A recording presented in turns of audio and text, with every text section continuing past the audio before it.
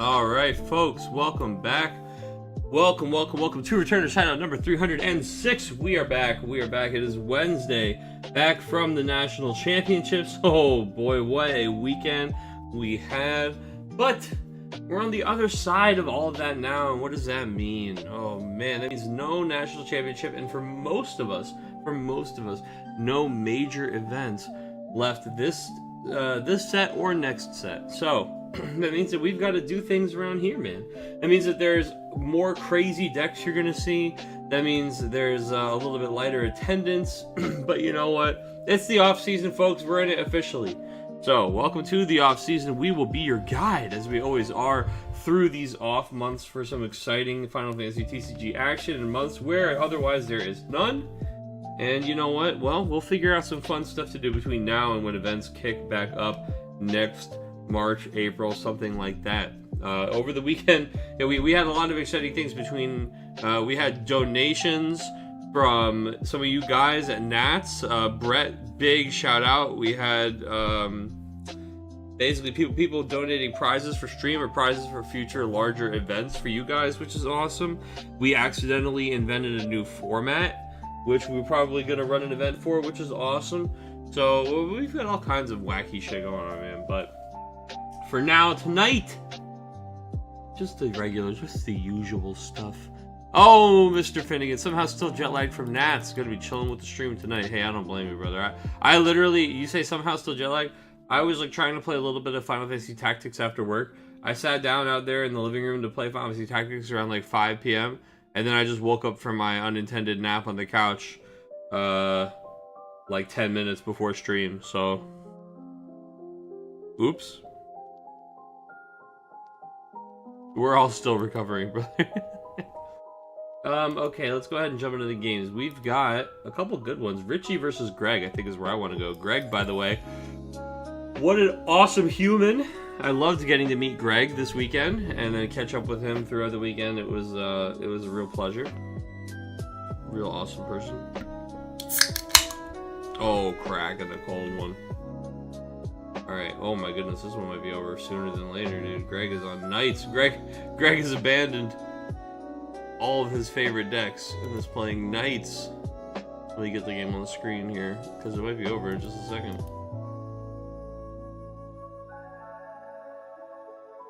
The hell of a board there, Greg.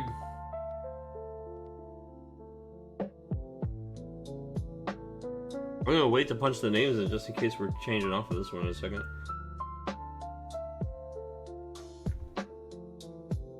Oh, we actually catching the Zalera. Okay, so we can talk about a couple different things here. So, this weekend, the big story, the winner of Nationals, Kyle Peters. AP was jamming Knights as one of his two decks, so it definitely makes people be like, okay, well, you know, there's some gas there. Not that I think people didn't think that Knights had gas, but it definitely tells you it's good enough to win a tournament, and guess what? It's a lot of people's comfort pick back home. So it gets a lot of people back on that horse, basically. We did have another card that saw some prevalence over the weekend and started to see some play, which is Zalera, the Death Seraph.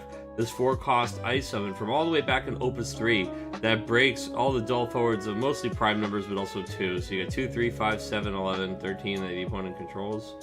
Oh shit. I guess 2 is prime. JK. Look, I'm not a mathematician. Alright. So, we've got a mono ice basically up top. It probably, question mark, is doing prime stuff as the mono ices usually do. But maybe not. Yeah, of course, there it is. I was gonna say, a lot of times the mono ices have a Torgal and have snuck in Clive and Ifrit. Clive and Ifrit doing a lot for the colors that they don't normally have, especially in the form of big scary body, removal on a stick, and just having that targeted spot removal that can actually kill things.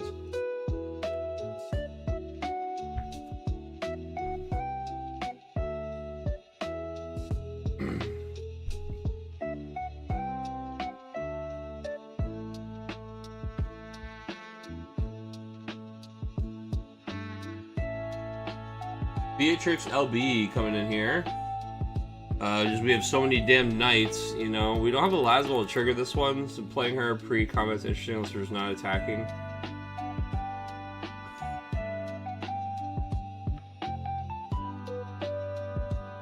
Oh, we might not be attacking. Yeah, we're going right to the end phase, okay. We do have a lot of weenies though. We have a 5-5-5-3, right? They all just get hard checked by Sid and Shantoto. So we're gonna play out Beatrix and pass the turn and try to say, hey, next turn when we attack with this Beatrix, somebody's gonna die. Now, our opponent is playing Ice and has their full limit break deck, which means that this Beatrix is likely not going to get to attack for one reason or another. Greg only has one card in hand and one backup, so he can't cancel anything that's going to go on here anyway. I mean, Victoria will kill the Beatrix and stop that from being a problem. That might be what we're doing right now. Yep, there's Victoria from LB.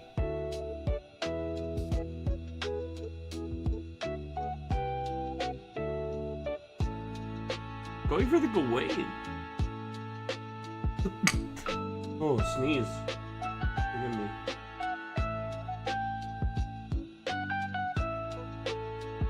RBX Sire, howdy, howdy, good morning from across the globe. How are you doing today?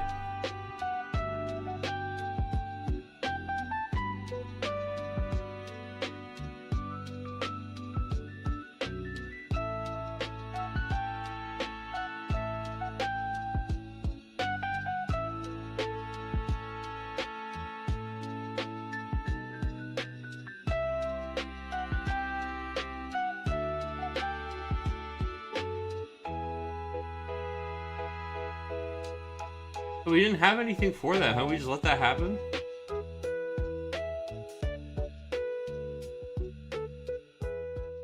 Oh, it's 7,000 damage. Sorry, my bad. I'm like, isn't that 8k?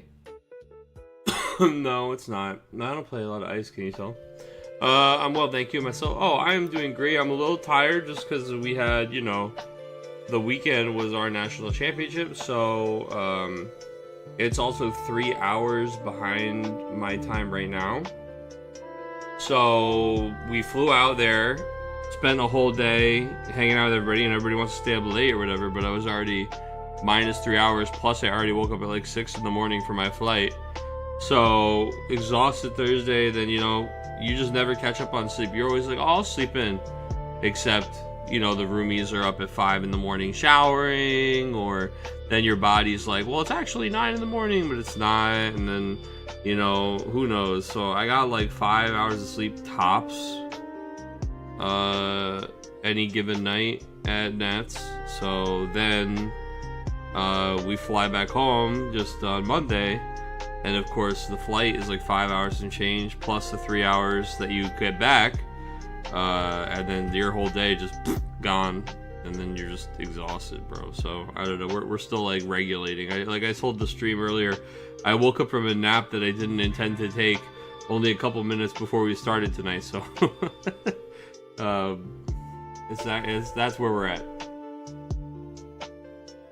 All right. So the Sid was able to get killed by Beatrix attacking. Then we just blocked the Toto, trade out the Beatrix. Stop that from happening. So then we're going to pitch Laswell, which is interesting, to play the Victoria. Victoria is going to kill our opposing Victoria. Although running out I guess we don't have the Ice cards to do it, but saving the cards and maybe running out a Laswell feels like it's got to be one of the ways we take over this game. We'll see. Our opponent now resolving an Ultimecia on their turn. Getting to dull freeze a lot of these characters, the Delita, the Larsa, the Victoria, and getting a discard the last card from Greg's hand, which was a Clive. So Greg, back into top deck mode. How were the side events on day 2? Any good prizes? Hey, let's see. On day 2, I did a cube. So we did an all-star cube as a side event. I won the cube with like a multi-element thing, but mostly an earth wind lean. And for winning that side event, I got, oh, I'm so sorry folks, that was me. I thought I muted my Facebook. Muted it. No, another ba-ding. Sorry folks, I got it now. It's all fixed. Chris is gonna laugh later when he sees this. But yeah, alright, cool. Chris was sending me pictures of the spaghetti stain in a Tupperware container.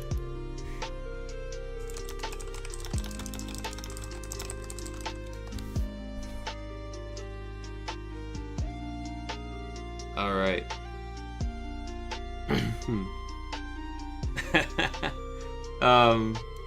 Sorry, so I won that side event, and they gave me my choice between a Winter Cup playmat, which I did not take because I have more than one, or a Final Fantasy Brave Exvius Fan Fest storage box, like the cardboard storage boxes, and I didn't have that one, so I got that one. Then they also gave me some promo packs, a pack of Masters sleeves, and a sealed, like, the black leather deck box for Final Fantasy.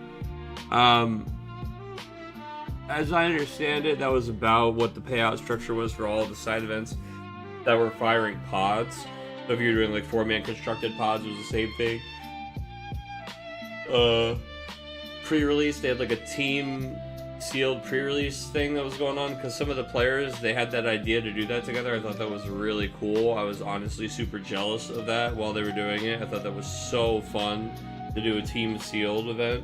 And then I did Gunslinger, which Gunslinger is where you get to play a game against Hobby Japan, and then if you play against them, you get one random foil Japanese card, and if you win your game, you get 2 random foil Japanese cards. So I had the honor and pleasure of getting to play a game against Kageyama-san, and I played Dancers against Kageyama-san, and I put him through it. So I'm sorry, Kageyama-san. I also apologize to any Dancers enjoyers. I might have ruined it for us. They might never make another blue Dancer. I don't know. I'm just kidding. But he you know, we're playing a game, and he's playing Fire Water Monsters. He tries to Witch of the Fens by Mayakov by like shooting a goblin at it, and I'm just like, no, Mayakov. And he says, oh, even Mayakov? And I say, yeah. And then he goes, who made this? And, you know, is a really funny moment. But yeah, it was really great to get the jam against him. I got a foil, the new Aphmau from Gunslinger of the Abyss. I got Aphmau and Bartz were the 2 I got. The just regular foil Japanese Bartz. But I had Kag sign my 3 Lilith sets. And you know, that was that. So that was my side event experience on day 2.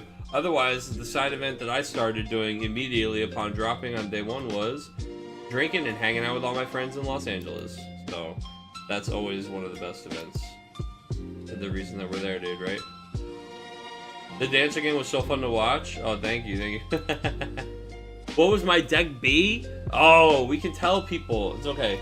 So my deck B, I did not get to play it a lot, unfortunately, but that's just the nature of the format.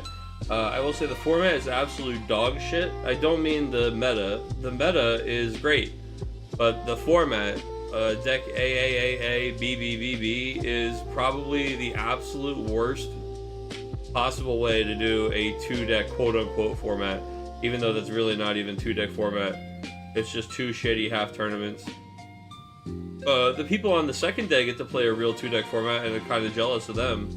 But unfortunately, to get there, you have to play some bullshit nonsense format, and then you can play 2-deck. But anyway, I don't think that that's a new opinion, or an opinion I haven't already stated on here before, or one that people don't share, or anything like that, so that's not news to you guys. But my deck B was a Fire, Wind, Crystals deck. So Irving Diaz won his LQ in Florida the weekend before the Raleigh Materia Cup with a Earth, Wind, Crystals package deck. And I thought that was interesting. Wind, Earth, Crystals. Let me try it out. Let me sleeve it up and give it a spin, right? You're always just trying things and having fun. And I kind of fell in love with just the Wind part of the deck. So the things I liked the most are Bartz. I just like the card Bartz. Bartz is crazy. Draw 2 cards at his absolute worst. My man never misses. He's a very neat card.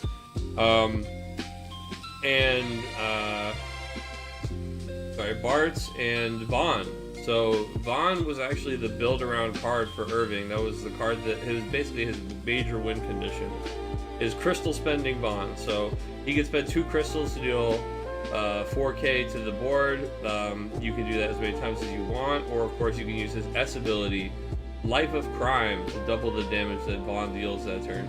There's also neat little things you can do in the deck with like the Samurai standard unit backup that I end up playing in my version that can pump the amount of damage a forward does to another forward for the turn. So you can have Vaughn do 5k with his packets for those pesky 10k wide boards.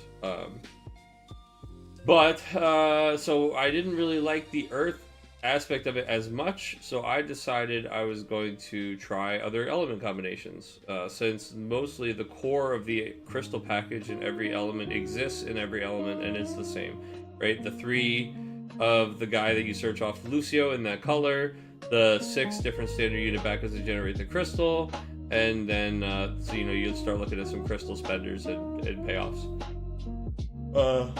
The things I liked the most about pairing fire with wind was that you got 3 more of the best crystal spenders in the game. So you got 3 cyans. Cyan is also a really good generator of crystals if you just needed to or had him as a neutral play. You also get to take advantage of things like Amaterasu and Fire Wind Zidane.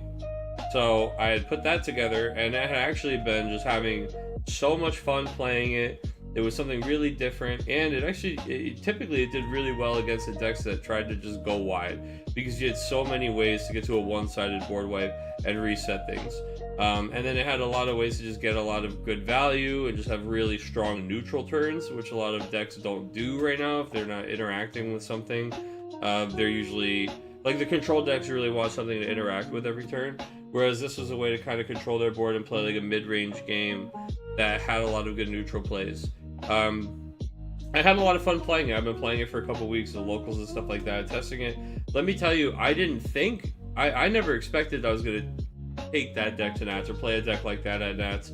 I was testing a couple decks that I didn't think I would ever take seriously. That really surprised me while I was playing them in the month or so leading up to the event.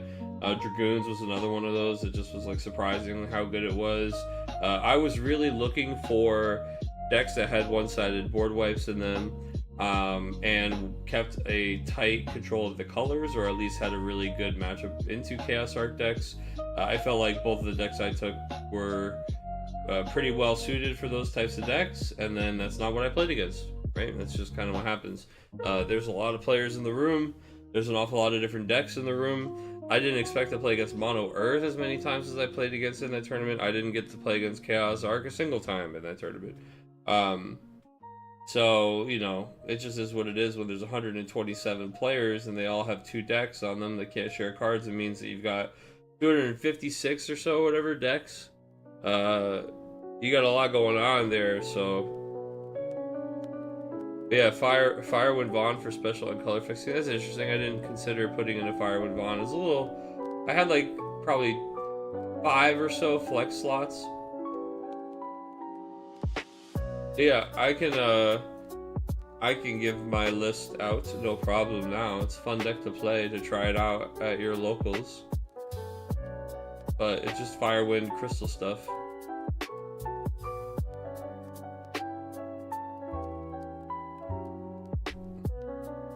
Connor, I'm glad that you got to watch the Dancer game against Kags. I had a lot of fun playing that game, and it was kind of like... It's kind of like exactly like it's like my perfect game of Dancer, right? Like I get it set up, I play it early, and then they have to read the stuff and figure it out, and then it's unfortunately it's against poor Kags. Salamander, yeah, there's one Salamander in there, RB. Yeah, here I'll link it. Give me 1 second. Let me open Materia Hunter.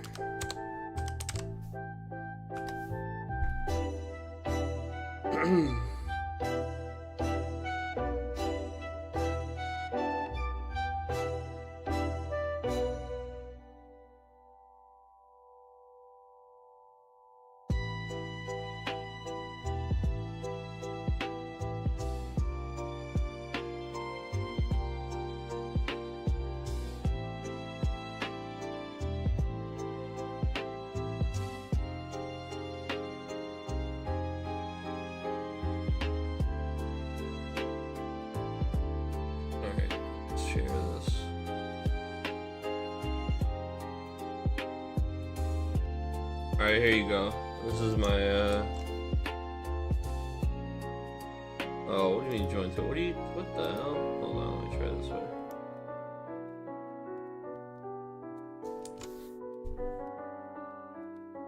There you go. This is my deck B. If you want something fun to play at locals, and you don't have anything on the line, no, I'm just kidding. You can do pretty well with this, but this is fun. So close to Nats. Oh, I'm sorry. Our Nats is done. I'm free as a bird now. I can do whatever. Although I did play this for my Nats, so. But I also did not, I don't know. There's caveats left and right. Also, I didn't do super well on my Nats, but also, I don't blame this deck for me not doing super well at Nats. In fact, I basically didn't get to play this deck at all because of the way that the format works, so.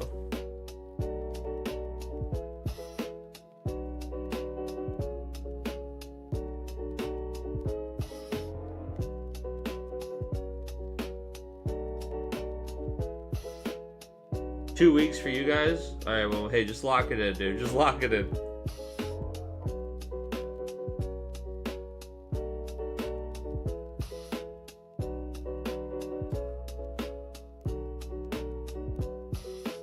Alright, anyway. As I was talking to you guys and linking deck lists and stuff, this game ended. This game ended and Mono Ice got there? Holy, hold on, dude. Kuja... We scooted the guys out of the way, dude. We were able to finish. Oh, that's great. Oh, I kind of wish I saw these last few games. I'm looking at the chat here. Should have just played the Ramza. Yeah, maybe.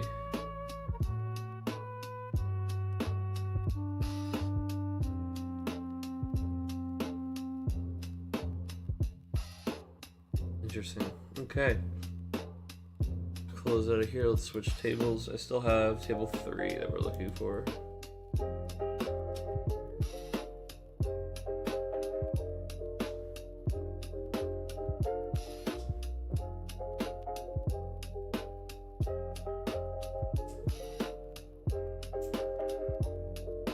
You still need to queue though, LCQ baby? Brother, you just gotta channel Cody, dude.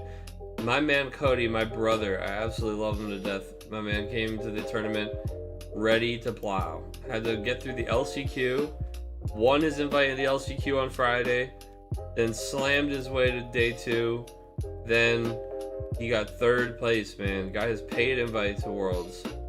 LCQ to Worlds. What a gamer. What a gamer.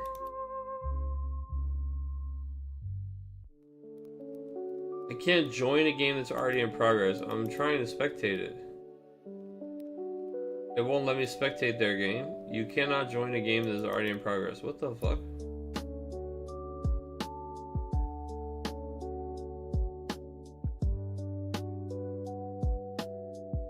Okay, well, we'll hang out for a minute while their game wraps up, I guess.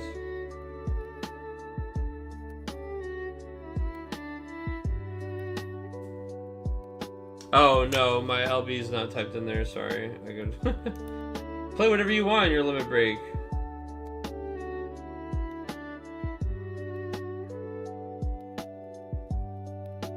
No, I played 2 Zax,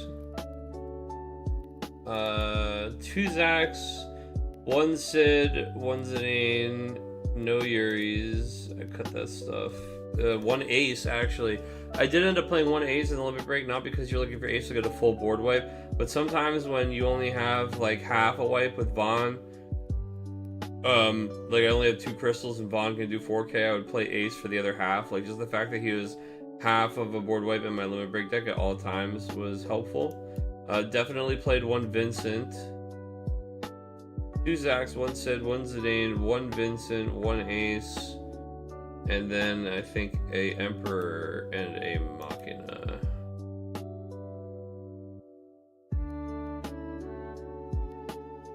I just updated it.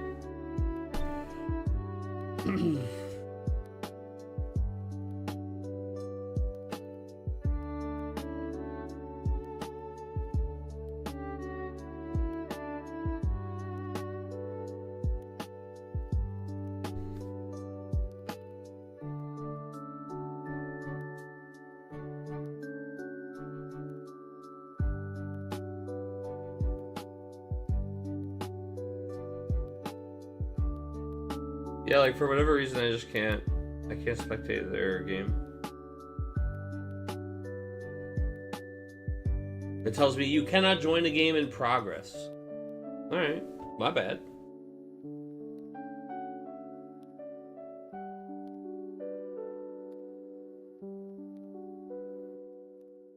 There's no other game to look at right now.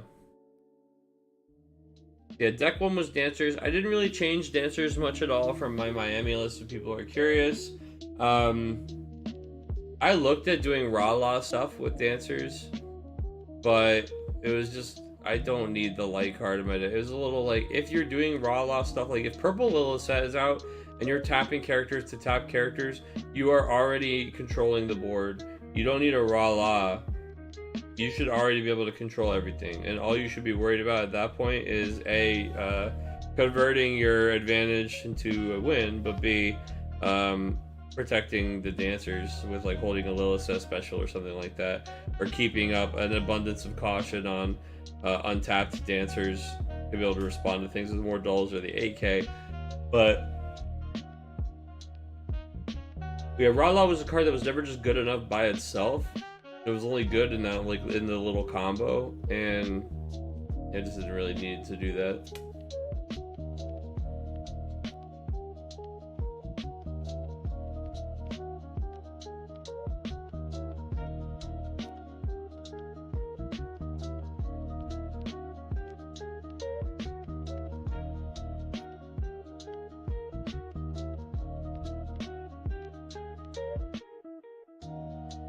The Fire Wind Vaughn going in here for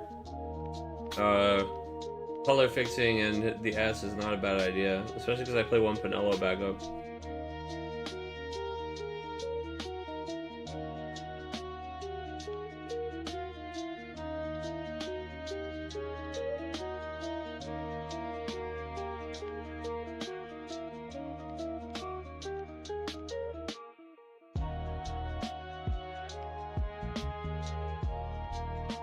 You could also consider a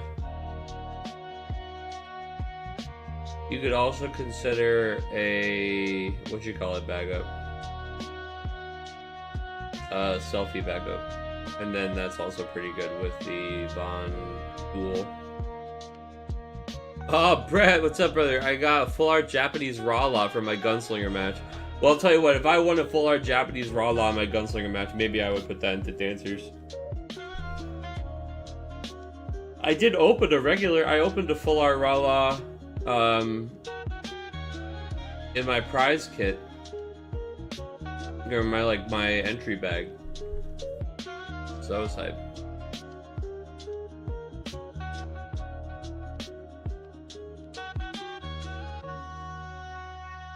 I'm sorry folks, I literally can't open their game right now. So yo, who all picked up the Tactics remake?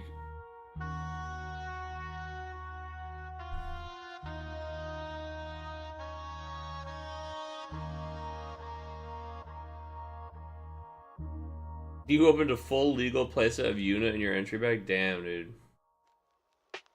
What a baller. Greg's just got it all, man. Greg, you got anything good in your prize packs?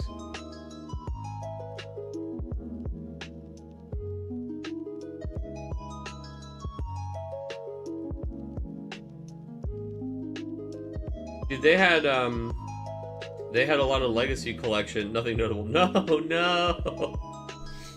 They had a lot of Legacy collection for sale at the event. People were ripping that shit left and right all week.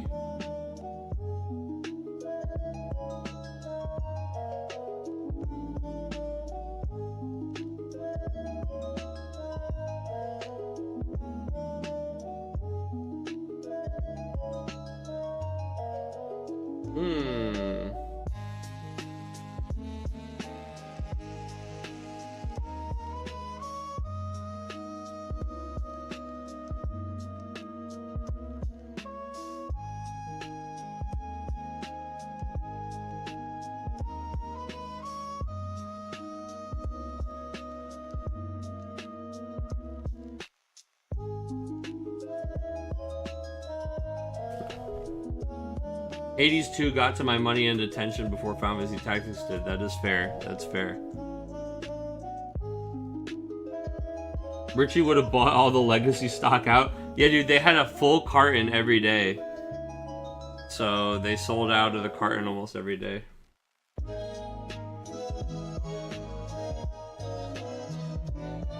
They had a lot of great stuff in that pop-up store, man. I was really glad that they brought back the pop-up store. They haven't had it for a few nats now.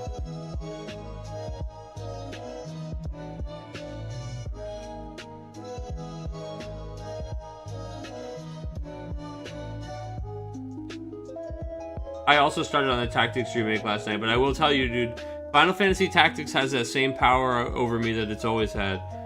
Boy, I fall asleep playing that game a lot. It's not the game's fault, it's because I play it late at night, and it's just slow and quiet, and then boom, you wake up to like the overworld theme or something.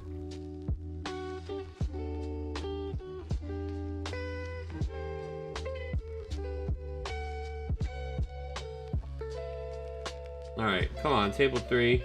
You guys also, I don't know what you're doing with this like shadow duel, but if you guys have some kind of like, don't forget folks, Nats is over. If you've got some kind of lock, some spectator lock on your rooms in Octagon, please turn it off.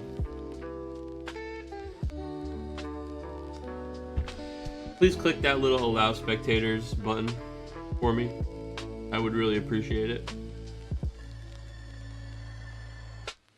Because I cannot see Key's game right now, and it looks like they're going the distance, man. It's probably a good one. We could be watching this right now. Instead, we're checking in on the Vanity deal. Cam, dude. What's going on, Moogle? What do we got? Show me the goods. Nothing. Okay. Let's go to Lower Juno.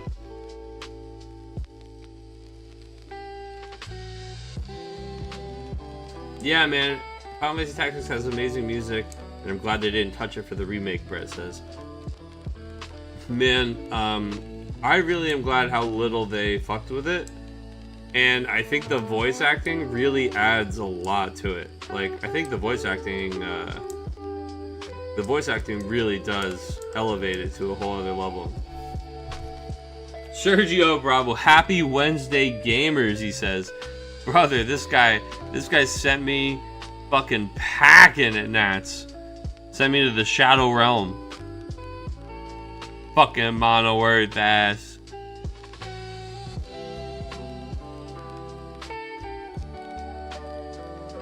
It's okay, I still love him.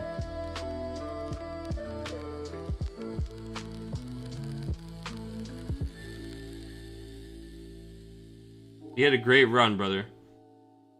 Hell of a run.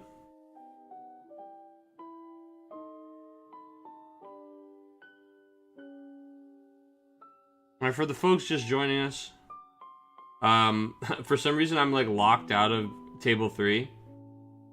I can't watch their game, so I gotta, we're just waiting. We're waiting for them to be done. It was all with love. Oh, brother, yeah, you know I'm not actually upset, brother. You know I love you.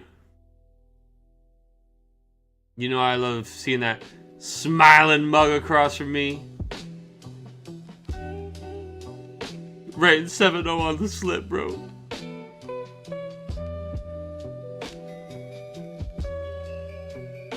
Actually, what kind? Do I have greens, bro? Let's go struggle with digging while we're waiting, dude.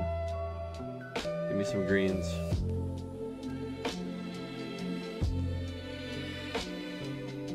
Give me a bird.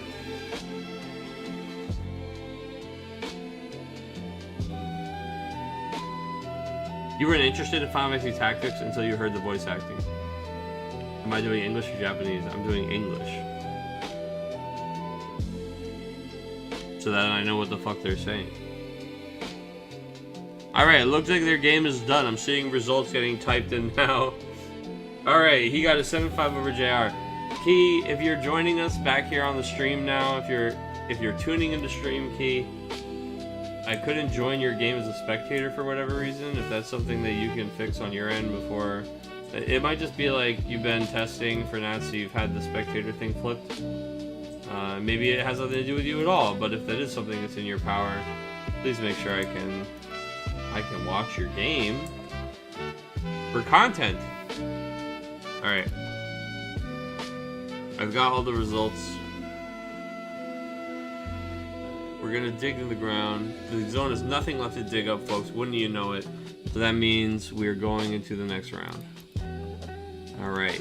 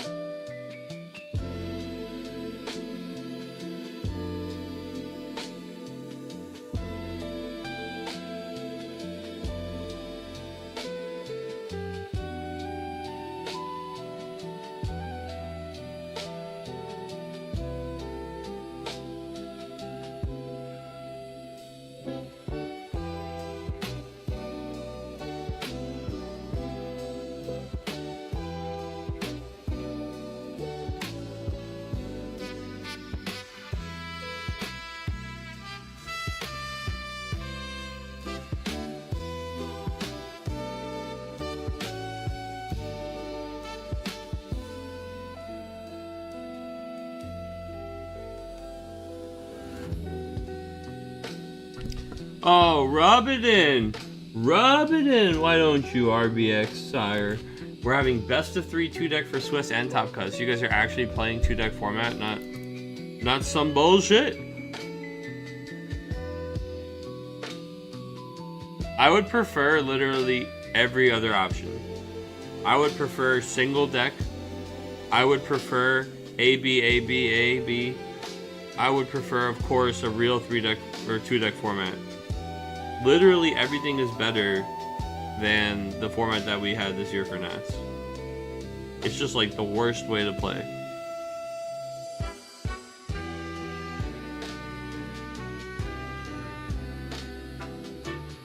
Oh, we got a break key enjoyer in chat, dude. I had a couple keys on me this weekend. Got to play a couple times, dude. Aaron Wiseman presented me with a key, dude. I love getting presented with a key at an event. Sure warms my heart.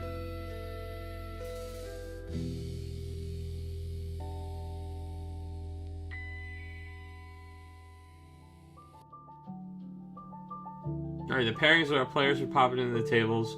I think we are going to watch table 2 if we can. If we can, that's a whole other story.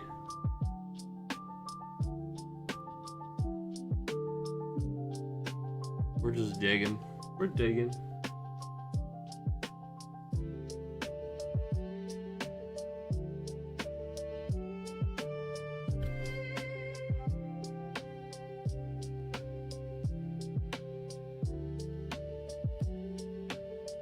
Alright, one table 2.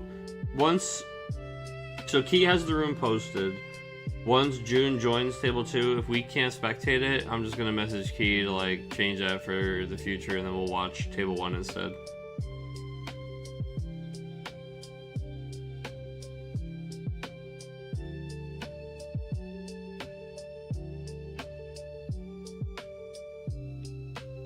In the meantime, we dig in. Alright, looks like the table populates. Let me see if I can join it.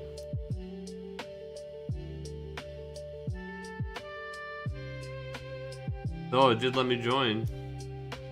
Okay.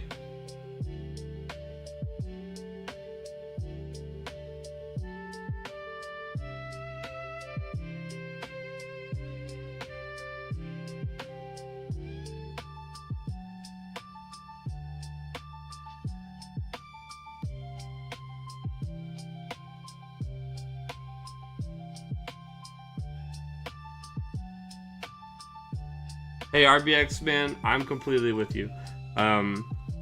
It's like, guess what? There's just 2 days a year that you gotta work a long day. Like, you should get a comp day, and work should either put you guys on shifts or tell you you're just working a long day. I mean, like, it is what it is. Like, every other game figures it out, you know? You don't hear any other game being like, well guys, it's gonna be a long day, so we're just not gonna play the right number of rounds or the right format. you know?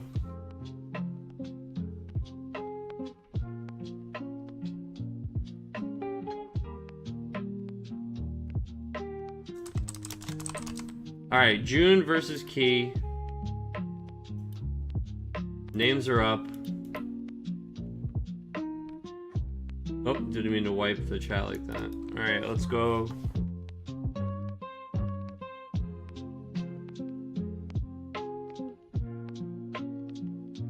He played a turn 1 Merylweb and did search out Realm. The opponent playing Miu, discarding an Ultimecia, moving Quan to hand. Very interesting. So we're going to have a Fire Lightning deck up at the top. Meanwhile, Key playing a more traditional Realm deck, it looks like. Oh, and our Realm is going to catch an Amaterasu, unfortunately. So now it goes back over to June's turn. June does have that purple backup and is pitching a backup. Is pitching, in fact, maybe even the Quan. Oh, no, pitching another Ultimecia to play Sid Kramer. So Sid Kramer, of course, allows you to play Final Fantasy VIII cards with any OLCP. And let me tell you guys, we are about to see more and more of these Final Fantasy VIII cards. These Final Fantasy VIII these Final Fantasy VIII decks are about to get real big now that we've been seeing all the new Final Fantasy VIII cards that they revealed in Nats, huh? Oh, Mr. Strawberry Senpai, good to see you, King. Where's the Mono Ice Gamer? I owe him a kiss. Well, Richie's playing Mono Ice tonight. We'll be tuning into his next match in just a bit, I'm sure. One way or the other. It's one day a year. Yeah, RB, look, man, I couldn't agree with you more. Like, I mean, I'm a little biased, but I literally do it for work, right? Like, we have a world championship. What do you think I do, man? I get there, my ass is at the event hall early in the morning, and guess what? I leave late at night. And I have 2 meals while I'm working, and they comp my meals, and they give me comp days when I get back, but it's pretty much expected that I'm putting in like 12-hour days those weekends, you know? It just is what it is. Like, you gotta do it.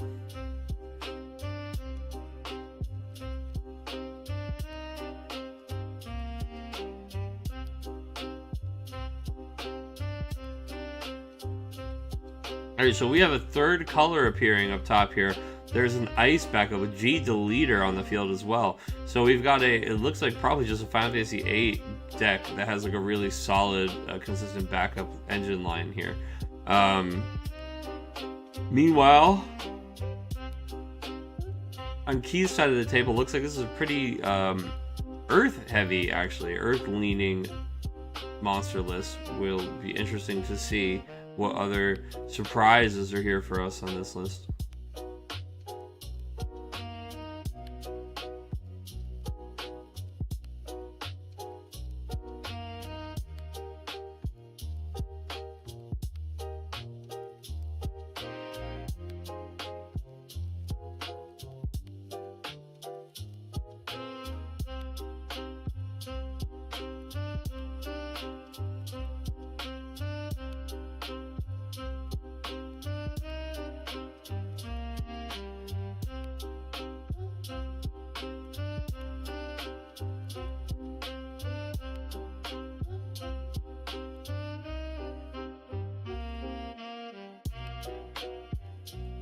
Speaking of Final Fantasy VIII characters, here we go. We've got Squall, Irvine. Using Squall's ability to play the Irvine here in combat, Irvine is going to attack. He gets haste for removing those 2 characters.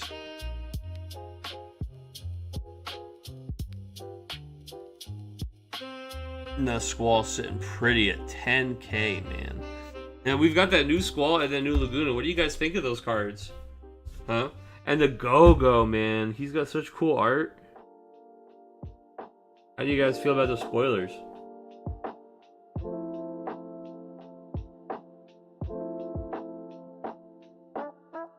Where are the soldier gamers? Brother, look, man. I played some nonsense myself, but I can't believe you took that deck. But hey, brother, you did well. Soldiers.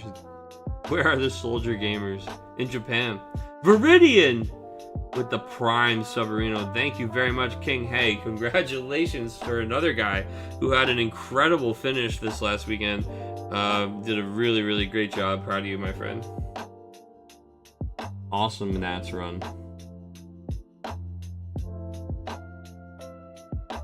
The 2-time would have been intense.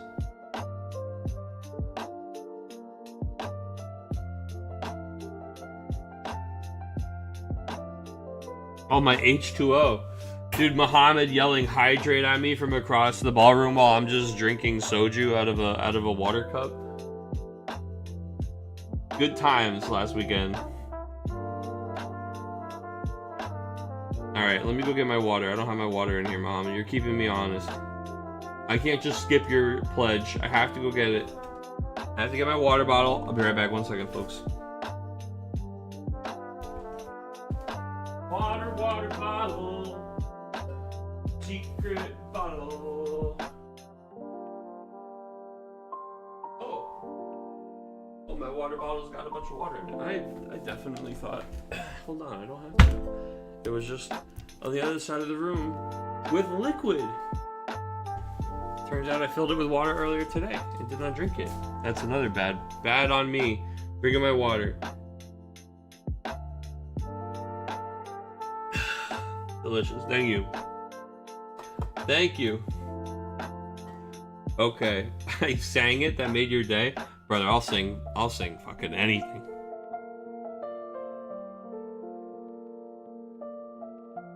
We got a hype train going? Can you hype train with like one person?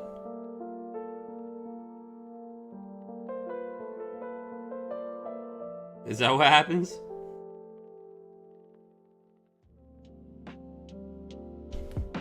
Well, I appreciate that anyway. Muhammad, easy Vanda, please. Alright, back to the game. Alright, looks like our Final Fantasy VIII folks got cleaned up. Realm actually just getting her 5-monster reset, send them back to hand at the end of the turn. There's 2 types of games where this happens. And in both of those types of games, you're usually just, you're winning so hard. Because in this game, in Final Fantasy, right, so many cards have powerful enter the field abilities. It's very rare. There are a couple situations where the Realm return to hand is something that you're happy to get at the end of the turn. In fact, in a world where they have the limit break cards now, this is more relevant much more often than it had been in the past, because it's basically like removal on limit break cards. But a lot of decks, you're not really trying to give them their guys back, so you know you can manipulate your monster count lower than 5 pretty easily, and then would try to just stay under there. But when you're in a situation where you're like, yeah, go ahead, replay that shit, like, I don't care. Like, you're just chilling. You already got them. You've already got the game right where you want it, right? Your opponent's also playing a color combination that has no monster reset, so you can go as wide as you want with your monsters. Like, there's absolutely nothing in here that's going to punish you for just slamming them all on the table. You're not trying to bait out like a Neo X Death or a Limit Break Shantoto. You're just free balling, doing whatever you want. Muhammad, thank you very much for the tier 1 sub. I appreciate you, brother. And Argonite is the one that you gifted that sub too. Wow, what a king. What a king. Thank you very much. I appreciate you. Where's the Limit Break monster removal? Hey, I mean, that's a question. It's called Yuri.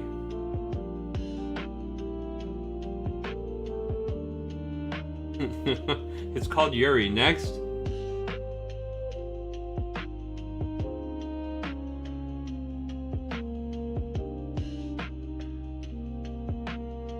Leo.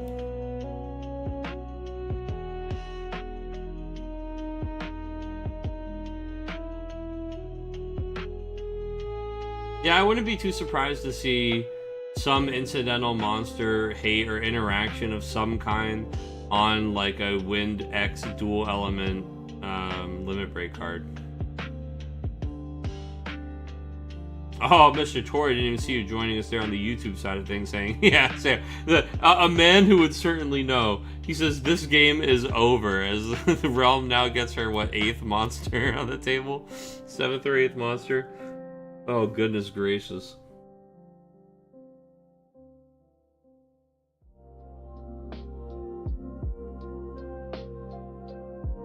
One day Emperor will be viable. Depends on which Emperor you're talking about. He's been viable many times over the years.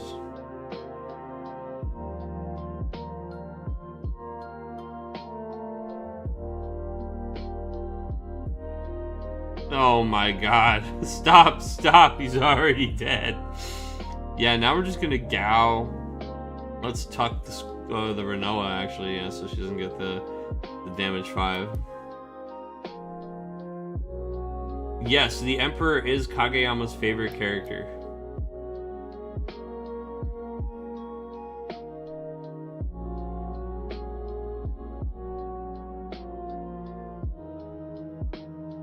Yeah, I didn't see him playing an Emperor deck this weekend, though. I don't know what other Gunslinger deck he was playing. Maybe you guys know, chat. But the deck that he played against me was Fire Water Monsters.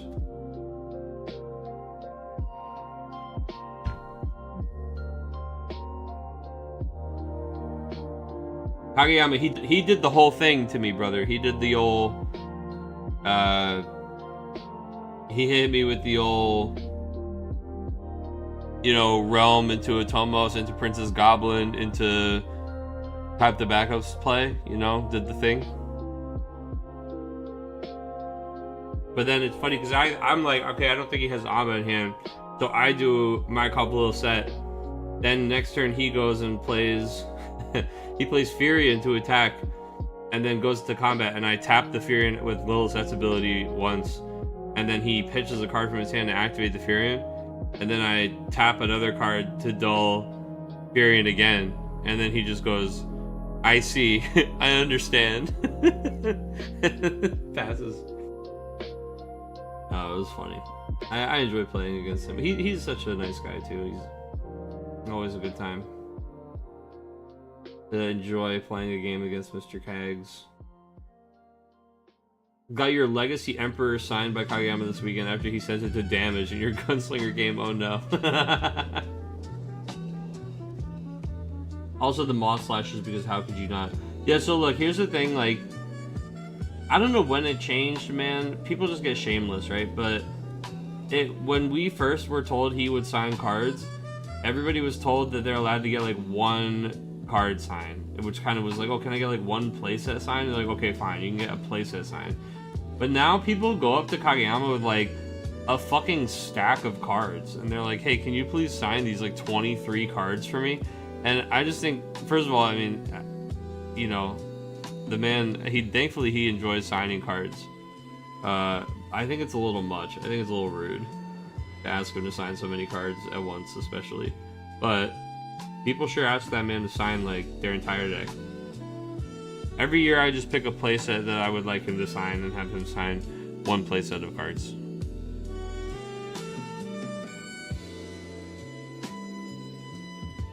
Irvine gonna go ahead and just armor shot the Witch of the Fens. Blasted, dude.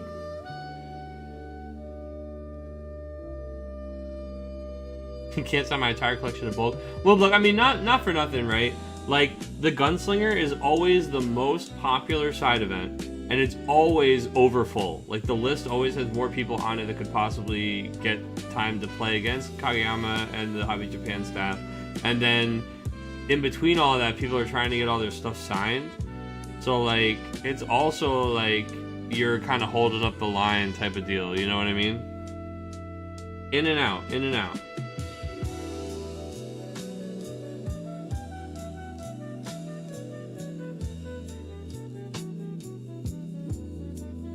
I got my Lilith set signed, of course.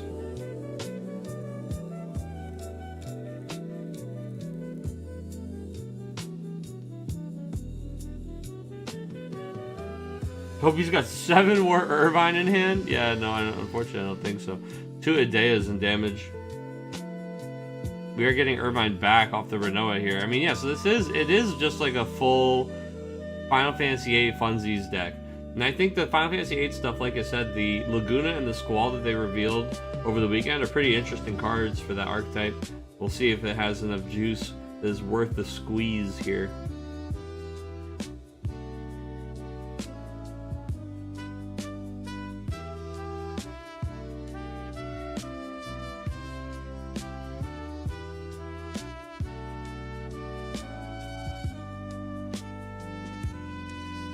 Alright, Key. Let's put this baby to bed.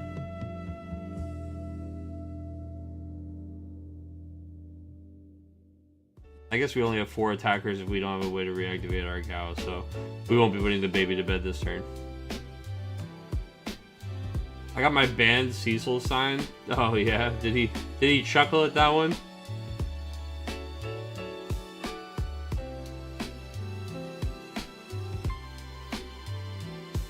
Dude, the one thing that kind of pissed me off a little bit was, like, he has the translator sitting right next to him, right?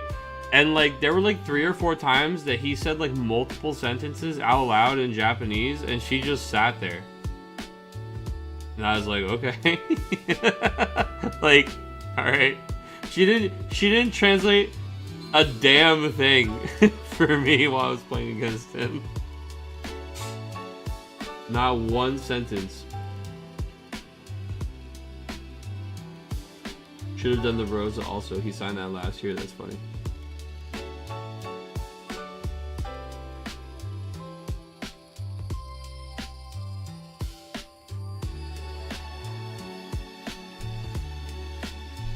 Like, she was like asleep at the wheel, brother. I don't know. Just zoning out.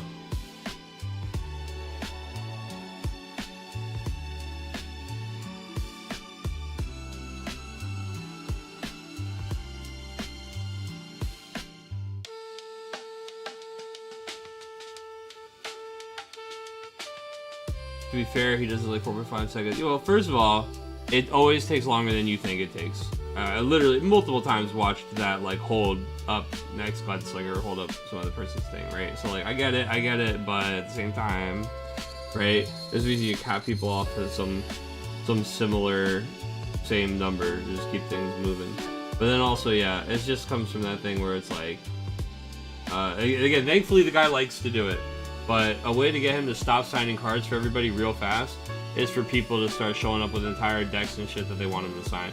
So at that point, it's just like, come on, like, taking advantage of the guy's time and just like, it's a little rude.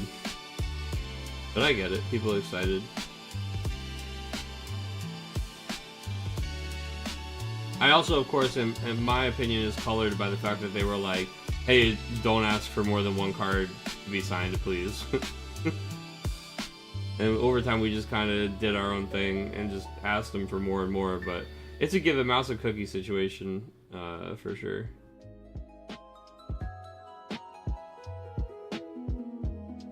My man is fast at it now, though. He's got the moves.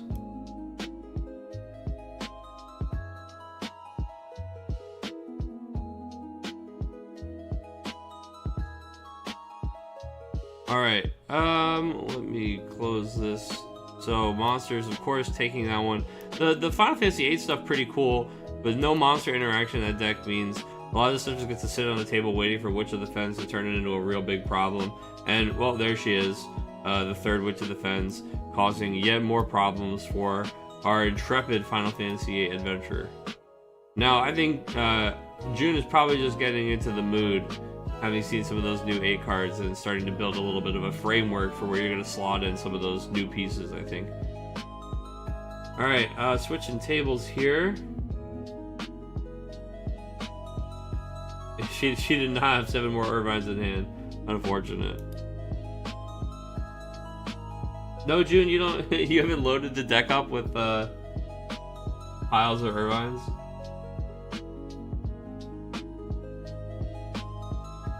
Alright, so that was 1. Oh, that was 2 is done as well. So we got 1, 2, 3 already. Alright, table 1. Oh, there are 4 in there though? That's kind of hype. Anthony 7, Richie 0, Greg 7, Gabe 0. Key got this one. We just watched. this 7-0, and then table 4 is still going. Okay.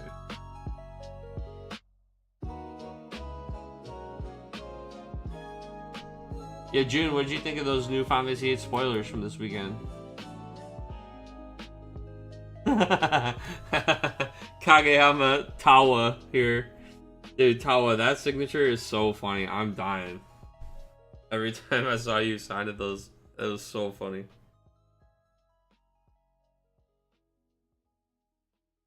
Yeah, June, looking at this deck, I was like, I can tell June's just June's just excited to play these new cards. You're just getting into the mood. Getting in the spirit.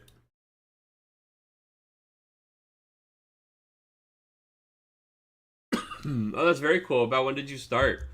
Like, what was the first Cat 8 deck you remember playing? I remember the first build around it, like where it was all Cat 8 that I remember playing in a tournament, was when that 2-drop Renoa came out. The 2-drop Renoa that says, like, every time that you play a Final Fantasy 8 character, Opus 21 isolate. Okay, so way later than me. But I was, you know, hey, it's been a couple times throughout the game, but you probably aren't really familiar with the deck I'm talking about then. But there was this really aggressive low to the ground deck you would play, where there was just 2-drop Renoa that said whenever in Final Fantasy 8 forward enter the field, you would either like dull a forward, freeze a forward, or give a Final Fantasy 8 character like plus 1,000 power first strike or something like that. But basically, it was just like you would play dudes and scoot their guys out of the way as you went wide, and then you would just turn all your dudes sideways. And they just had synergy from being all Final Fantasy 8 together. And I remember playing that one. Throwback to splitting that top 4 cash tournament at Computer and Gaming Universe in 2019.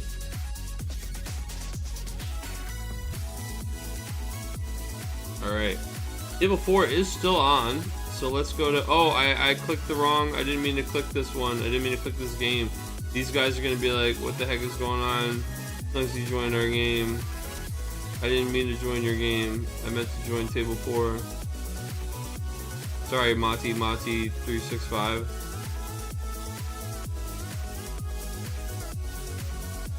I like that Renoa, but it's hard because all the Renoas are pretty good. Yeah, at that time, there hadn't been... At the time, that was the best Renoa. We didn't have the other forwards that had that good 8 synergy. That one was kind of like a build around all by itself.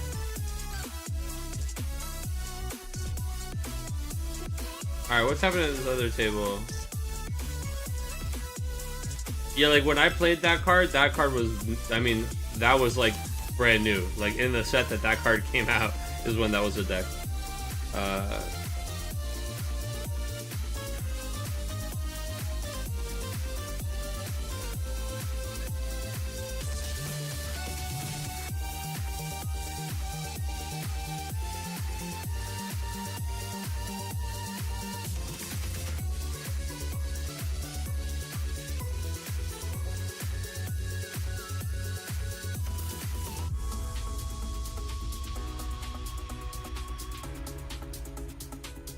So we got here just in time to watch the 7th point of damage, huh? Hey look, it's my boy!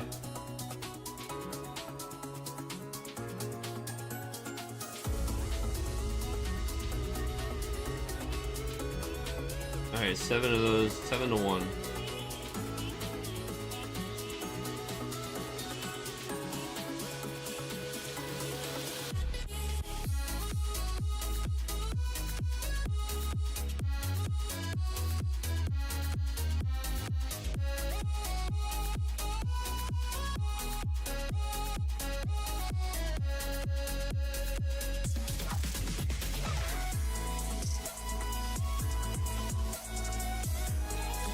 Alright, finals comes down to Key versus Anthony once again, a classic finals pairing. You actually piloted Category 8 to last place finish at Raleigh Material Cup this year? Oh no, June, no. Hey, you know, it is what it is.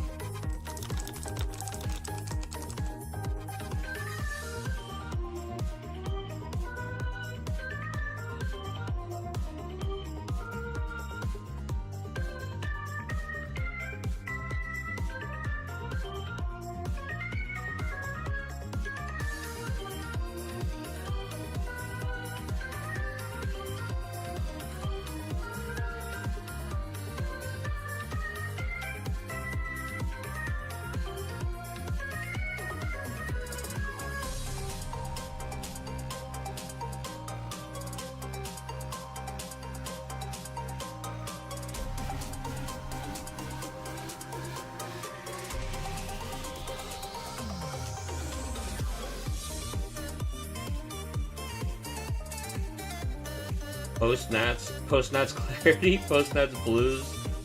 Yeah, I learned about this way back in the day going to Pokemon Nationals, dude. They called it PND, for Post-Nats Depression. I see people call it PED, Post-Event Depression, Post-Nats Depression, Post-Nats, all those other kinds of stuff. Post-Nats Clarity is kind of fucking funny.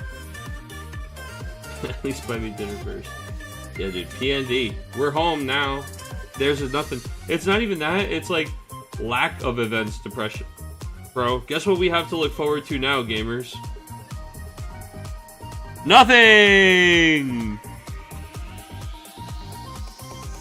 We get to just wait. Alright. Let's get these final pairings up, shall we?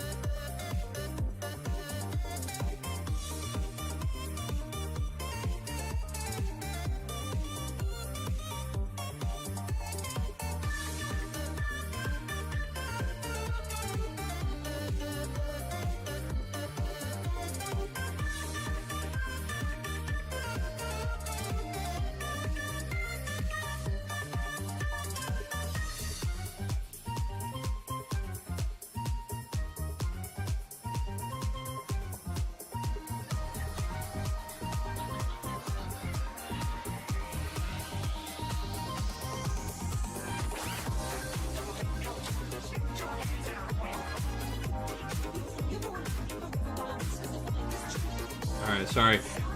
They were talking about dancers in Global, dude, and they were saying that somebody was like, dancers plays more than one color and they're susceptible to summons, brother. Spoken like somebody who never played Mono Water Dancers in the Chaos Art. Because that matchup is real fucking good for Mono Water.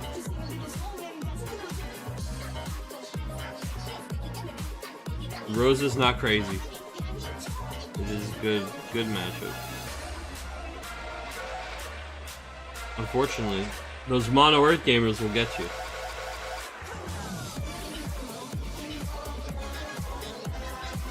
Alright, let's see.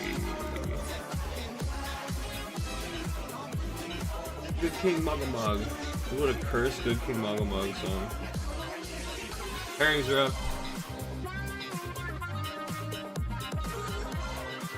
He versus Anthony is going to be our table 1.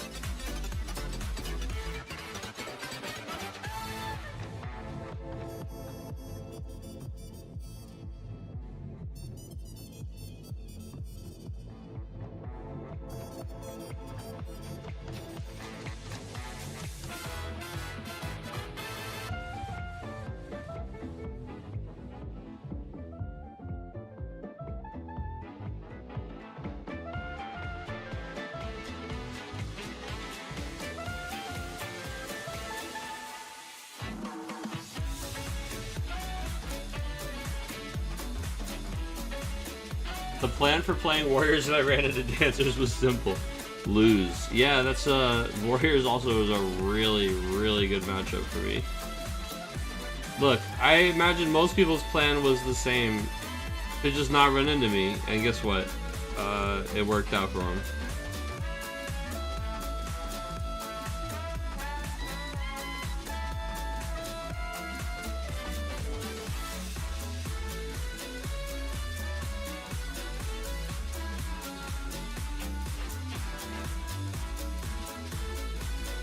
I'm stopping myself from getting down and throwing bows with Jared over here, dude. Jared's slandering my Dancers decks. He's saying that he's trying to put Dancers front and center in a deck and make them the focal point of the deck. Like, that's not what I've been doing, brother. That's what the decks are. I think that's some fucking shade to call those like they're not mostly Dancers and then also have good water things in them. Brother, it's like, you know, it's like a Monk's deck still plays Tiro and Shantoto. A Samurai deck plays Amaterasu, brother. We gotta play the good blue cards in our Mono Water Dancers deck. The green Dancers just suck.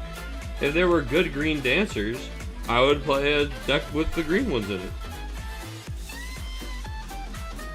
But Ash is a better card than every green Dancer card. So, you know, doesn't mean it's not Dancers.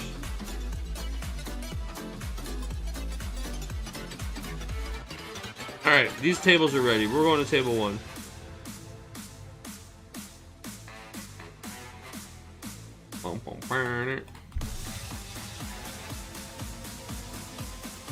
Why won't this load? Load. Oh, there we go. Pinello is good and that's it. I don't even like Pinello, bro. My favorite Pinello is still the water one. It's just that, unfortunately, there aren't enough Sky Pirates right now that makes sense to play with the water one. To do that whole thing again. Maybe there's something with the new Ash and shit. I don't know. I honestly didn't even mess with it. Didn't even mess with it. Alright, Key is up top and Anthony is on the bottom. Anthony is on the Mono Fire deck this Soul. Oh, we're doing crystal stuff. We're doing crystal stuff, brothers. Oh, Water Fire Crystal deck looks like maybe. Even Refia, he's got like Warrior Light stuff in here. Very cute. Like a Crystal Warrior Light thing. Man, I've been really fucking with crystals a lot recently, and I like them because they're starting to get to a place where there's a lot of good payoffs for them. And it's a resource that your opponent can't interact with in any way. Like, they can't disrupt your crystals. So I like the inevitability of it too. Something that I'm drawn to.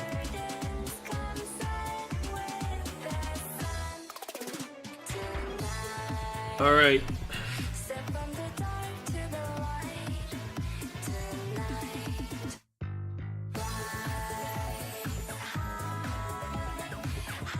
You're pretty sure your next event will be the end of May, Chicago?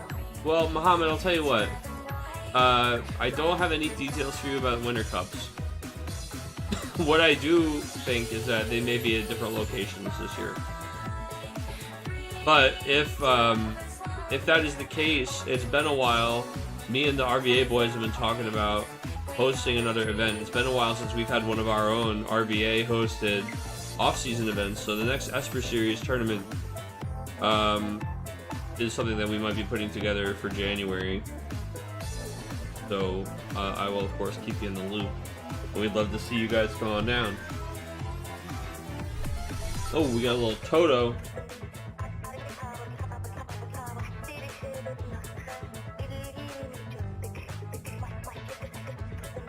Furion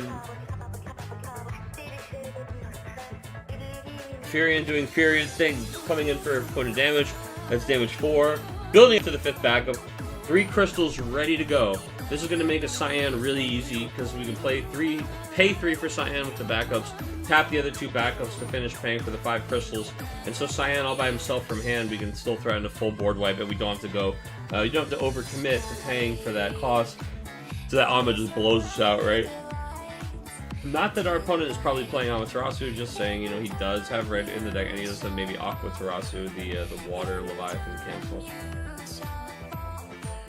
Witch of the Fens, and the Tomos trigger to activate 2 backups.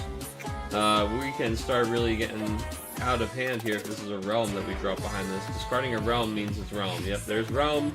Trigger. Anthony, only 2 cards in hand, so we can sneak this one under an Amma, so we might as well get it out now. Realm gonna go get some ammunition for Witch of the Fens, which is gonna be pretty good here.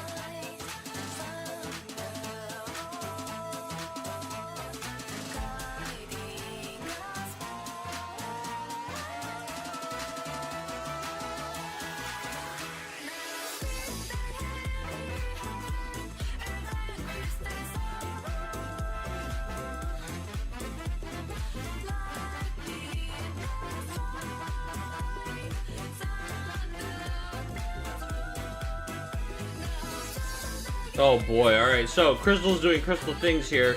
The turn after we get the Witch and Wipes, we start with a Vincent, clear the Witch of the Fens out. God, I looked away for 2 seconds, this is incredible. We start with Vincent and we clear out the Witch of the Fens. Then we play Ferris off of the other 3 pitch. Ferris gets to go search and play Lena.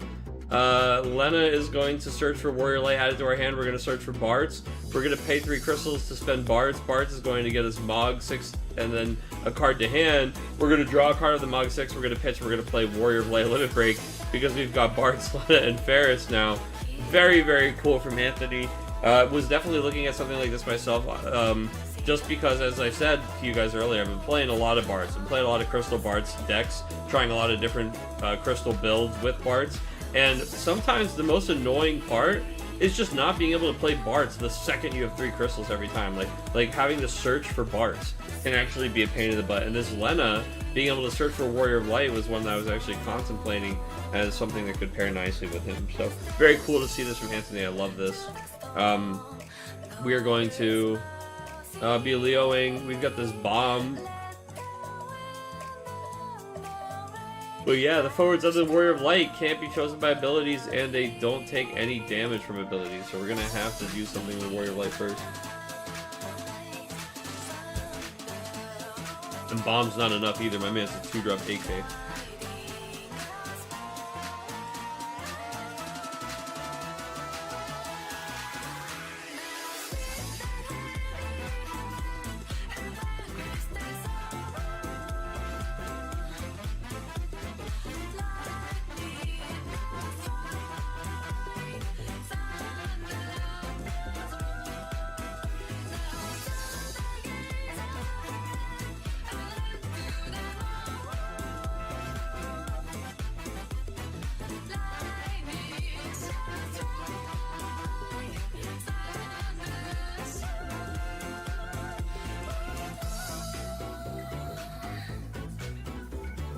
I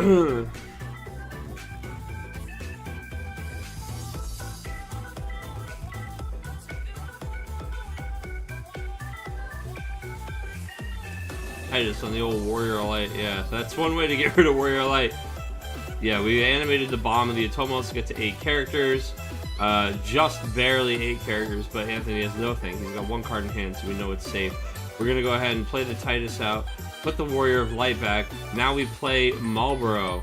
We're going to attack with the Atomos, which actually will get to activate all of our backups. We're going to trigger Marlboro the long way here. We're going to activate Marlboro's ability to put it into the break zone after one of our forwards attacks, which is going to make the attack from the Atomos safe, but also means that if we play Witch of the Fens on the back, in like a main 2 situation here, we can start to pick off a lot of these forwards. I imagine there's a follow-up here for it. We are going to attack with Bomb. Bomb has already dealt a forward 5,000 when he enters the field, so now he's just this little 6er that's going to die at the end of the turn. So we're probably going to do something to Bomb here before the end of the turn. Maybe Witch of the Fens him. Yep, that was a free damage there. I mean, maybe we blocked that one, but I get it. You can block with Mog and then say can't search when the bomb's coming across. Maybe Anthony looking for a little EX help or something. Witch of the Fens now is going to come down and sack this bomb.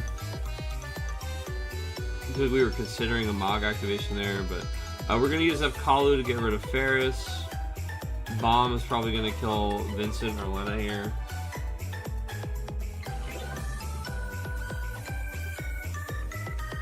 Yeah, Vincent makes sense. The first strike.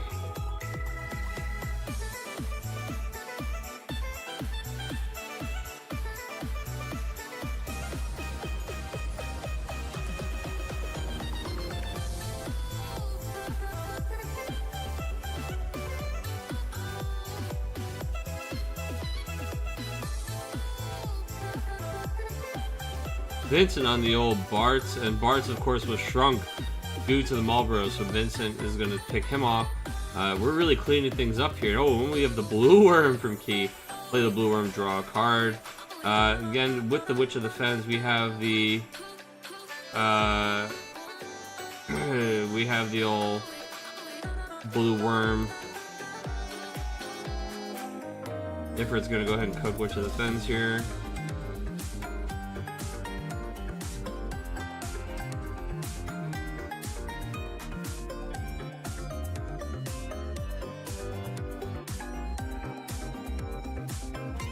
Ifrit gonna go ahead and just cook the old Witch of the Fens with a raw Ifrit, dude. Coming in for that 10er on her.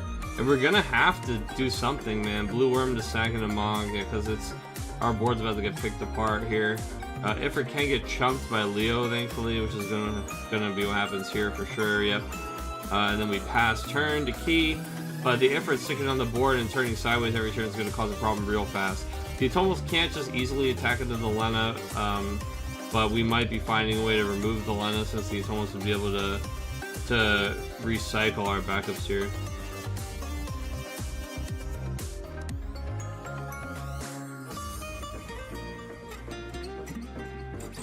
Going for, oh, another Marlboro. There he is, Stinky Breath himself.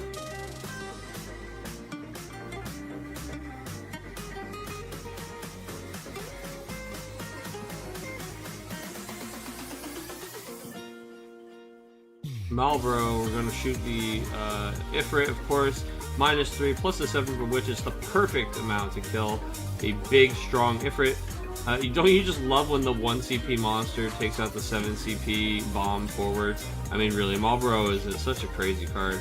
Marlboro and Insane Witch here.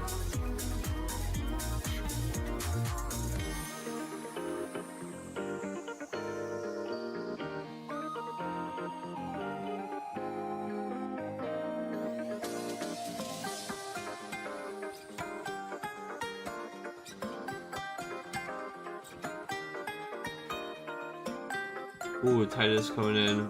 Big brave boys, thanks to Mott. Look at that guy, dude. He's ready to go toe-to-toe with you. He's ready to just, boom, throw them fisticuffs.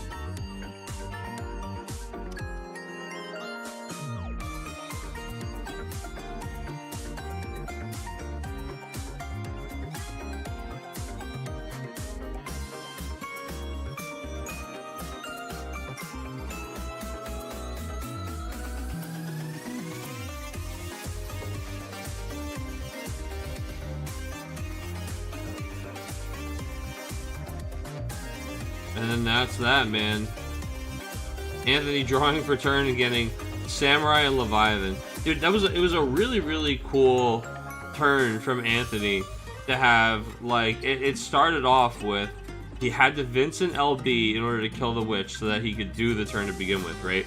Then it goes Ferris into Lena, search Bards, play the Bards, flip the Mog a card to hand, play Warrior of Light, and then have the Warrior of Light LB protecting a 5 forward board all of a sudden out of nowhere.